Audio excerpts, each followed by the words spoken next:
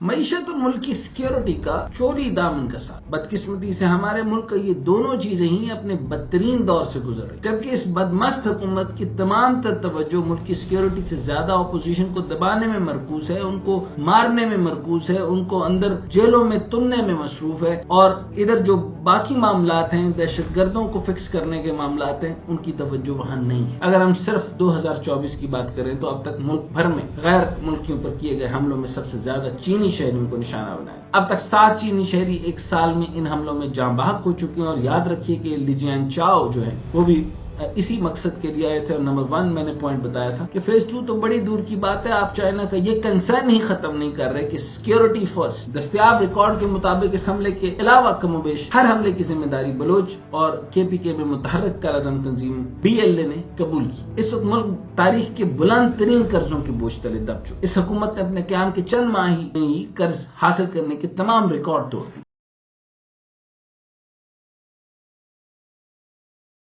अस्सलाम वालेकुम, मैं हूं डॉक्टर हसन जावेद और आप देख रहे हैं द वाइट मैनिफेस्टो। मईशत और मुल्क की सिक्योरिटी का चोरी दामन का साथ है। बदकिस्मती से हमारे मुल्क का ये दोनों चीजें ही अपने बदतरीन दौर से गुजर रही।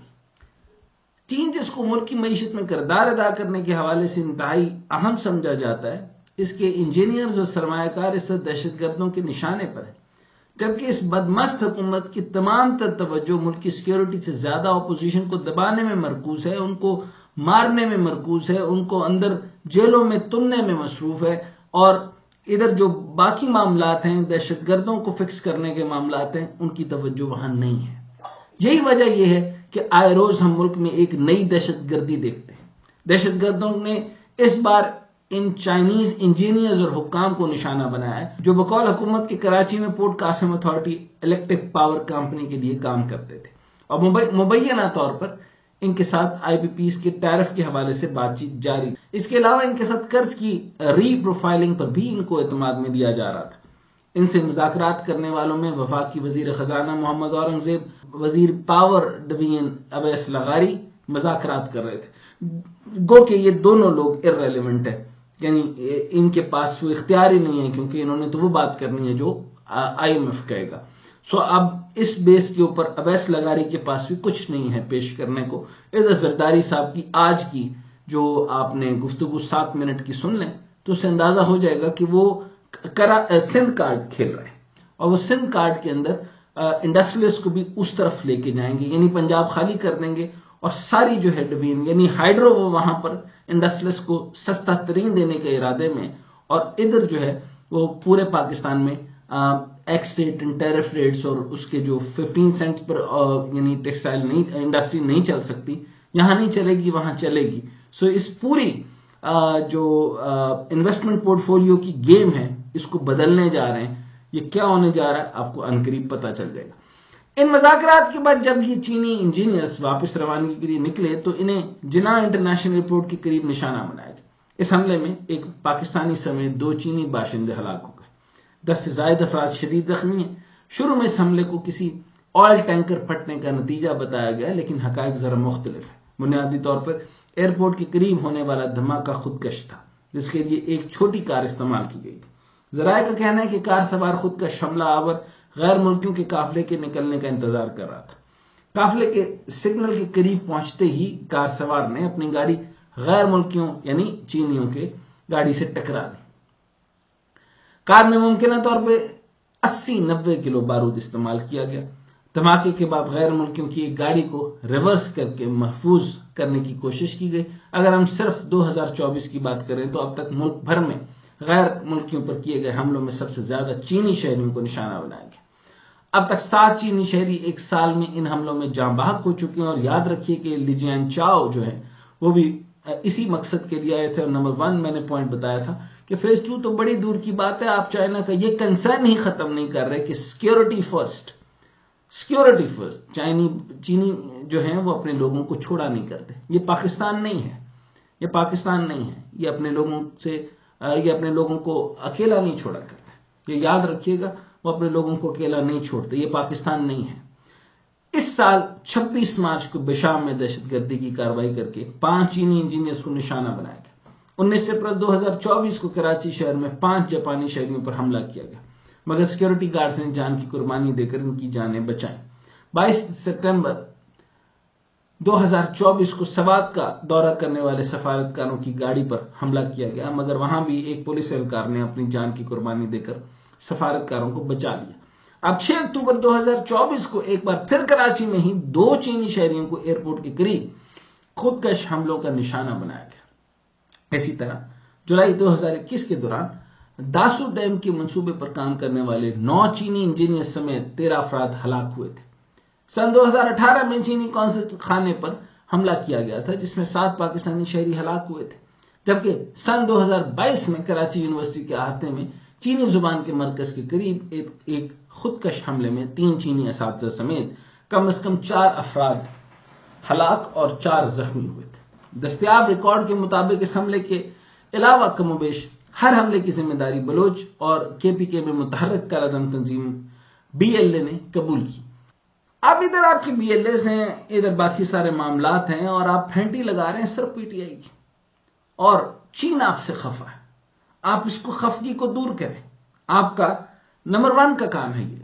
اب نمبر 1 کی توجہ پالیٹکس میں، نمبر 1 کو دیکھنا ہوگا کہ چین کے ساتھ تعلقات کیا ہے۔ نمبر 1 کو اپنی انٹیلیجنس کو ادھر معمور کرنا ہوگا۔ نمبر 1 کو ادھر 12 اضلاع سے پھیلانے والے ایک CM کے پیچھے نہیں پڑ جانا چاہیے۔ اب اس کے ساتھ جو کرنا ہے کریں، لیکن چین کا معاملہ سالو کریں۔ لیکن حالات یہ ہیں کہ کسی بھی حملے کو قبل از وقت ناکام بنایا گیا، چنانچہ مضبوط کریں۔ اب حالات یہ ہیں کہ ہونا یہ چاہیے کہ کسی بھی حملے کو قبل از وقت ناکام بنایا جانا چاہیے تھا، نہ کہ حملے کے بعد نہ کہ ایسا ہو کہ جو ہے وہ بعد میں کوئی مرکزی کردار سامنے نہ آئے، نہ کوئی گرفتاریاں ہو پائیں، اور کوئی بھی بس صرف 1-2 تنظیمیں ہوتی ہیں اور وہ اپنا نام بتا دیتی ہیں کہ ہم نے اس کی ذمہ داری قبول کی۔ Will that serve the purpose? Will that satisfy the big question mark on your security? نہیں، یہ نہیں ہوگا۔ اس سے معیشت آپ کی ڈسٹرب ہے، اور معیشت بری طریقے سے ڈسٹرب ہو جائے گی اگر آپ یہ معاملہ کنٹینیو کریں گے۔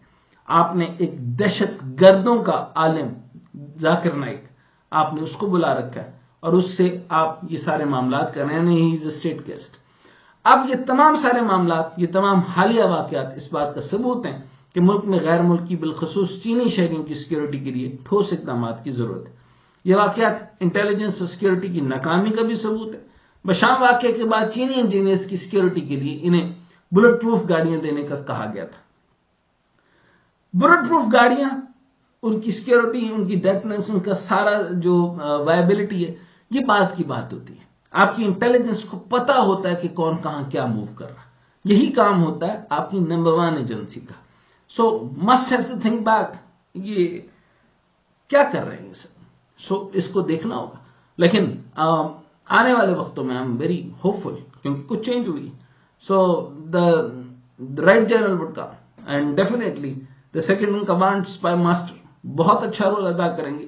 مجھے یقین ہے کہ آنے والے دور میں اب حملے کم ہوگا، کیونکہ آپ PTI کو پھینٹا مارنا بند کریں اور وہاں توجہ دیں جہاں کے اوپر آپ کے ڈیمز بن رہے ہیں، آپ کی سڑکیں بن رہی ہیں، اور جہاں دشمن تاک لگائے ہوئے وہاں پہ ان کو سیکیور کرنا ہمارا کام ہے، نہ کہ ان کی انٹیلیجنس کرنا۔ اچھا، اب آپ سارا وقت سوشل میڈیا کی انٹیلیجنس کے اوپر کام کریں گے، سو آپ کام کب کریں گے؟ چنانچہ یہ سارے معاملات آپ کے سامنے ہیں۔ اب خالی بلٹ پروف گاڑیوں کا یہ سارا معاملہ کر کے آپ انٹیلیجنس کی عدم دستیابی کا جو آپ شکار ہیں، اس کو آپ سالو نہیں کر سکتے۔ آپ کو ماننا ہوگا کہ انٹیلیجنس کی عدم دستیابی، آپ کی انٹیلیجنس جو ہے وہ یعنی پوائنٹس پر نہیں ہے، آپ کی توجہ اس طرف نہیں ہے۔ چنانچہ اس توجہ کو ادھر لانا ہوگا، آپ کو یقینی بنانا ہوگا، اور یہ معاملات آپ کے لیے امپورٹنٹ ہیں آنے والے دور کے اندر، جبکہ ایران الگ پروگرام کی طرف جا رہا ہے، اس کے بعد افغانستان کس طرف جا رہا ہے، اور آپ کی توجہ جو خطے کے پورے سرحدی معاملات پہ ہونی چاہیے، لیکن آپ کی توجہ یقینی طور پہ PTI کی طرف نہیں ہونی چاہیے۔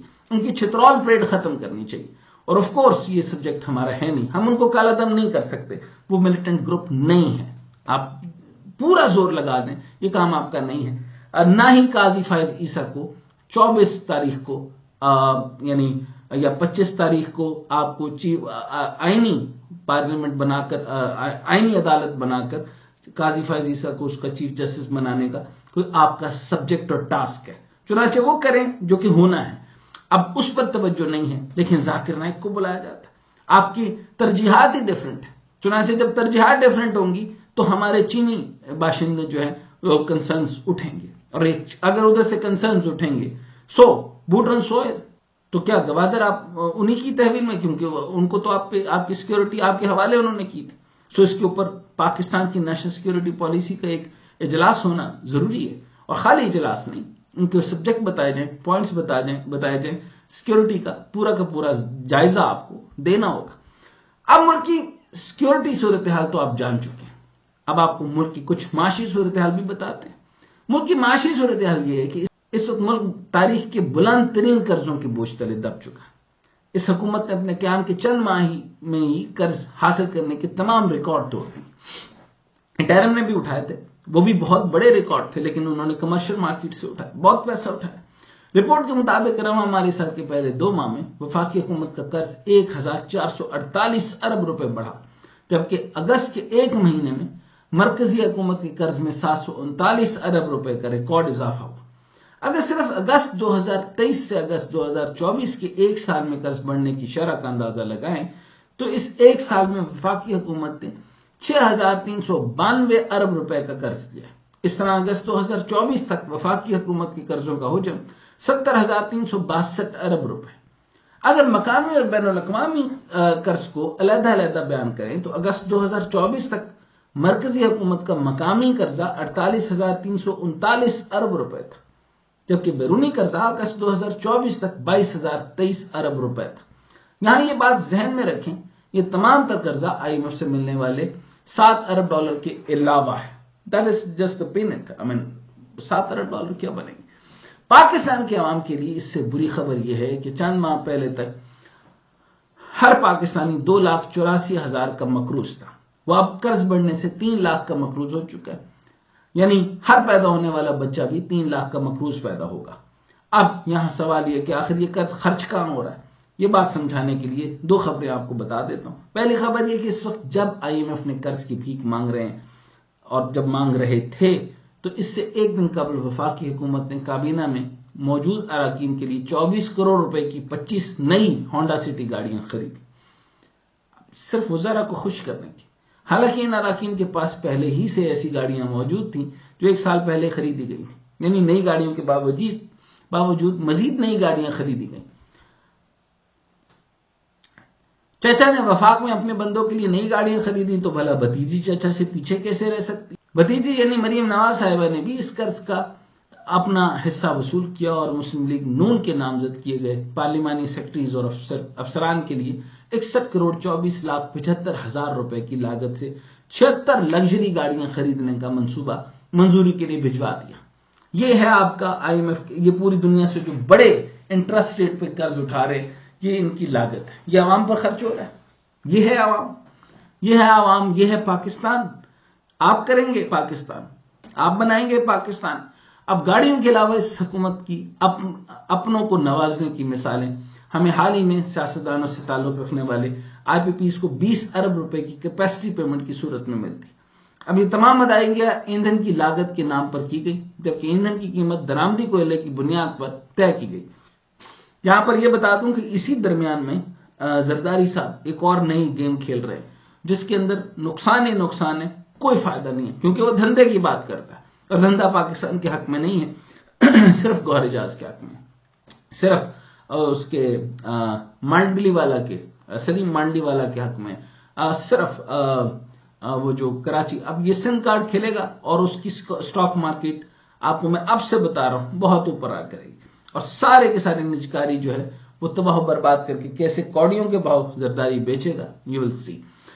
اب اس میں اکثر IPPs ایسے تھے جو کہ بگاس یعنی گنے کی پھوک پر چل رہے تھے. سادہ الفاظ میں اس کارروائی کو اس طرح بیان کیا جا سکتا ہے کہ ان IPPs نے بجلی مقامی گنے کی پھوک سے تیار کی، لیکن شہباز حکومت نے ان کو ادائیگی امپورٹڈ کوئلے کی قیمت کے حساب سے کی.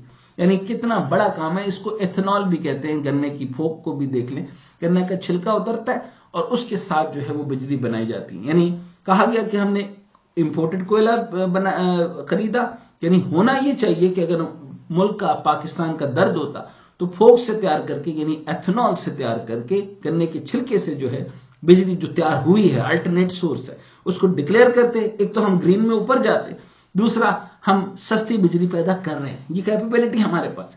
ہم بے ایمان ہیں, بدنیت ہیں, یہ لوگ بدنیت ہیں, چنانچہ یہ مہنگی بجلی بیچ رہے ہیں اور یہ کام آپ وہ سند میں ڈالنے لگے. اور آپ اس کو دیکھیے گا کہ گنے کی فصل کیسے بڑھتی ہے. گنے کی فصل سے یاد رکھیے گا دو چیزیں بڑھتی ہیں, ایک تو شراب کی فیکٹریاں لگتی ہیں اور اس کے ساتھ جو ہے اس کی ایتھنال سے بجلی بنتی ہے. چنانچہ اس کے کاٹن یارن کی فصل بھی جو ہے وہ کم کریں گے. اچھا خیر, یہ تو میں نے آپ کو ساتھ میں بتا دیا. اب اس بہتی گنگا میں ہاتھ دھونے والوں میں شہباز شریف کے بیٹے سلمان شہباز بھی شامل ہیں, جن کے چنور پاور پلانٹ کو 1.48 ارب روپے, میاں رشید 92 نیوز کے مالک کی حمزہ شوگر ملز کو 1.42 ارب روپے دیے گئے. استحکام پاکستان پارٹی کے بانی جہانگیر ترین کے JDW کو بھی 4.1 ارب روپے سے نوازا گیا.